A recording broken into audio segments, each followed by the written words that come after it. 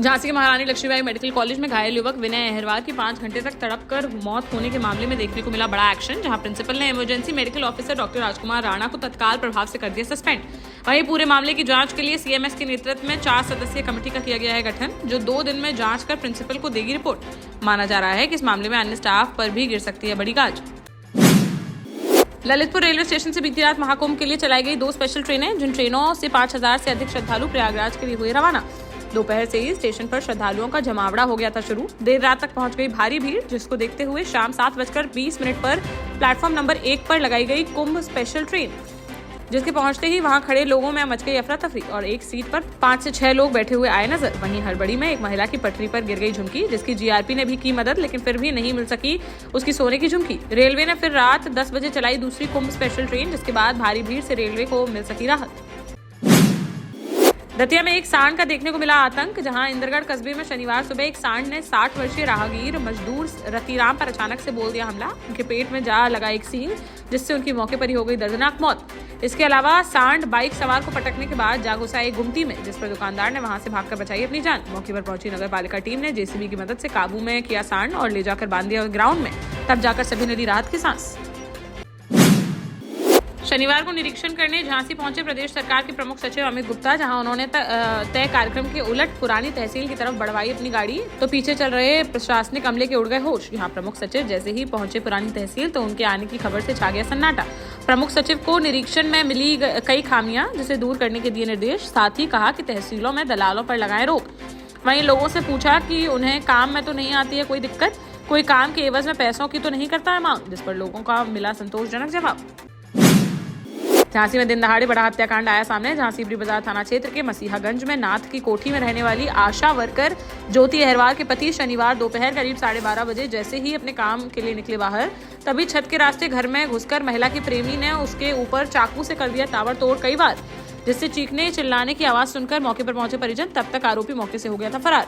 घायल को ले जाया गया मेडिकल कॉलेज, यहां इलाज के दौरान उसकी हो गई मौत। पुलिस जांच में सामने आया कि मृतका ज्योति बरुआ सागर में आशा वर्कर के पद पर थी कार्यरत, जहां उसकी अंकित पुरोहित से हुई मुलाकात और दोनों के बीच हो गए प्रेम संबंध। अब किसी बात को लेकर दोनों में हो गई थी अनबन, जिस पर वह ज्योति की हत्या करने पर हो गया था उतारू। पहले भी हत्या करने का कर चुका था प्रयास, लेकिन अब उसने मौका पाकर इस बड़े कांड को दे डाला अंजाम। पुलिस ने आरोपी अंकित पुरोहित की गिरफ्तारी के लिए लगा दी हैं 4 टीमें। एसपी सिटी के मुताबिक जल्द ही उसे गिरफ्तार कर मामले को कर दिया जाएगा खुलासा। निवाड़ी की पर्यटन नगरी ओरछा में शनिवार को चला प्रशासन का बुलडोजर, जहां झांसी मार्ग स्थित ओरछा क्लब एंड रिजॉर्ट से 3 करोड़ रुपए की 2 एकड़ सरकारी जमीन पर किए गए अतिक्रमण पर बुलडोजर चलाकर उसे कर दिया गया जमींदोज। और इस करोड़ों की सरकारी जमीन को प्रशासन ने कब्जाधारियों से कराया मुक्त। इससे पहले इसी होटल पर कांग्रेस सरकार के समय भी तत्कालीन कलेक्टर अक्षय कुमार सिंह ने की थी अवैध अतिक्रमण की कार्यवाही। इसके बाद अब यहाँ पर की गई है दूसरी बड़ी कार्रवाई। हमीरपुर के मौधा कोतवाली क्षेत्र में नेशनल हाईवे 34 पर शनिवार को होते होते बच गई एक सड़क दुर्घटना, जहां नारायच गांव के पास सड़क किनारे खड़े पीएनसी कंपनी के ट्रक में अचानक से लग गई आग। घटना उस समय हुई जब कंपनी के कर्मचारी सड़क मरम्मत का कर रहे थे कार्य। तभी ट्रक के केबिन में अचानक आग लगने से मौके पर मच गई अफरा तफरी। आग की लपटों को देखकर रुक गए राहगीर, जिससे हाईवे पर बाधित हो गया यातायात। मौके पर पहुंची फायर ब्रिगेड की टीम ने काफी मशक्कत के बाद आग पर पाया काबू, लेकिन तब तक केबिन पूरी तरह से जलकर हो चुका था खाक। झांसी स्टेशन पर जीआरपी ने एक यात्री की ट्रेन से उतारी लाश, जिसकी मुंबई से लखनऊ के लिए यात्रा के दौरान गोरखपुर एक्सप्रेस में हो गई थी मौत। झांसी में उसे उतारने के बाद जीआरपी ने उसके फोन पर आई कॉल के जरिए डॉक्टर के रूप में की मृतक की पहचान, जो आजमगढ़ के अतरौलिया थाना क्षेत्र का था निवासी। यहाँ पत्नी और बेटे से शव लेने के लिए कहा गया, तो उन्होंने शव लेने से कर दिया साफ इनकार। उनका कहना था कि उन्हें 20 साल पहले बेसहारा छोड़कर चले गए थे मृतक डॉक्टर रमेश। जीआरपी ने दिया मानवता का हवाला, फिर भी नहीं पसीजा उनका दिल। महोबा के कोतवाली थाना क्षेत्र अंतर्गत करहरा कला गांव में एक कलयुगी बेटे ने जुआ और शराब के लिए पैसे न मिलने पर अपनी मां पर चाकू से हमला कर गंभीर रूप से कर दिया घायल, जिसे परिजनों द्वारा जिला अस्पताल में कराया गया भर्ती। पुलिस ने आरोपी बेटा पर मामला दर्ज करते हुए उसकी तलाश की शुरू। झांसी में धक्का मारकर एक ट्रैक्टर को चुराकर ले गए बदमाश, जहां सीपी बाजार थाना क्षेत्र के लहरगिर्द में रहने वाले किसान परमेश्वरी दास यादव ने घर के बाहर खड़ा किया था अपना ट्रैक्टर।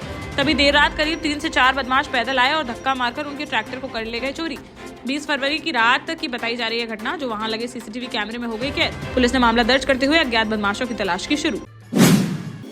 जालौन के नवीन गल्ला मंडी में मुख्यमंत्री सामूहिक विवाह योजना के तहत 553 जोड़ों का विवाह हुआ संपन्न। इस भव्य समारोह में जिला पंचायत अध्यक्ष डॉक्टर घनश्याम अनुरागी, सदर विधायक गौरी शंकर वर्मा और माधवगढ़ विधायक मूलचंद निरंजन समेत कई गणमान्य लोग रहे मौजूद।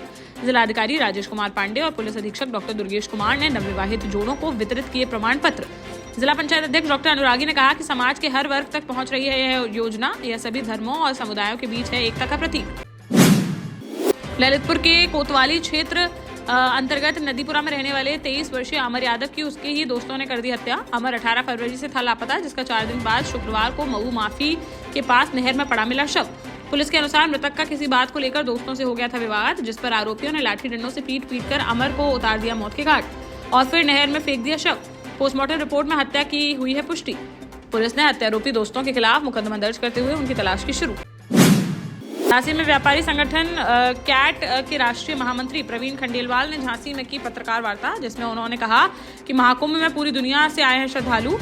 ऐसे में प्रयागराज धार्मिक पर्यटन का बन गया है केंद्र। उन्होंने सरकार से मांग की कि पूरे देश में लाई जाए धार्मिक पर्यटन पॉलिसी, जिससे देश की अर्थव्यवस्था को मिल सके मजबूती। इसके अलावा उन्होंने सरकार में व्यापारियों का प्रतिनिधित्व करने के लिए विधान परिषद में सदस्यता देने की भी उठाई मांग। इस दौरान कैट के वरिष्ठ उपाध्यक्ष व उत्तर प्रदेश व्यापार मंडल के अध्यक्ष संजय पटवारी भी रहे उपस्थित। झांसी के विभिन्न रावत शहीद पार्क में शुक्रवार से बुंदेलखंड साहित्य महोत्सव का हो गया आगाज। इस दौरान मुख्य अतिथि मंडलायुक्त विमल कुमार दुबे ने कहा कि बुंदेली साहित्य ने समाज में मर्यादाएं की हैं स्थापित। जब नई पीढ़ी इसे आगे बढ़ाने का अपने हाथ में लेती है जिम्मा, तब हम कभी नहीं होंगे परास्त। कहा कि इस आयोजन के लिए स्थिति से बेहतर नहीं हो सकता था कोई और दिन, क्योंकि इसी दिन यूपी विधानसभा में अब बुंदेली भाषा को भी दिया गया है स्थान।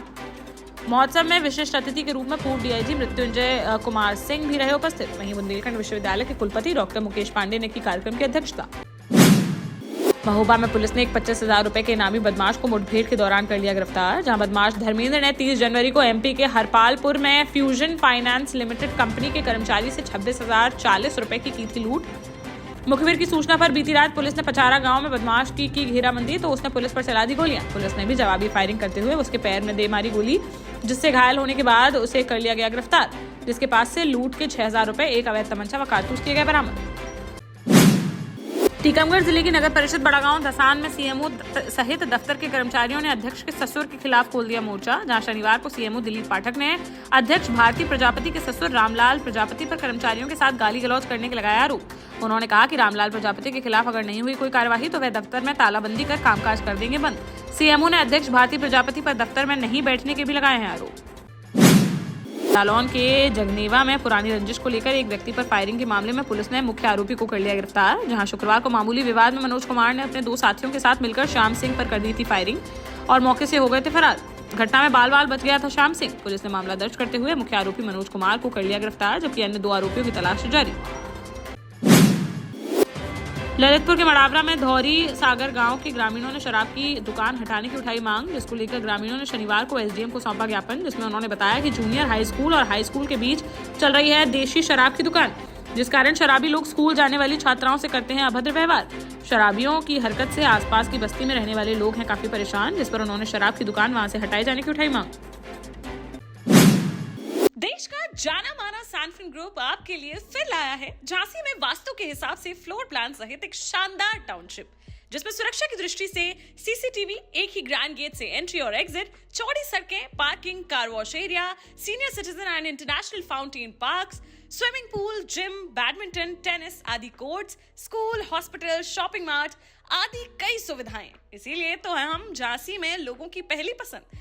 12 साल पहले अपने स्टार्टअप के साथ ही योग्य नेतृत्व, अनुभवी टीम और सक्षम सेंट्रलाइज और उत्तरदायी प्रबंधन के बल पर सबको घर गुणवत्ता के साथ समय पर घर की योजना के तहत सैनफिन समूह ने बहुत ही कम समय में 1500 से ज्यादा यूनिट्स को दिया है कब्जा। समय पर डिलीवरी से हमारे ग्राहकों में बढ़ा है विश्वास और मिली है संतुष्टि।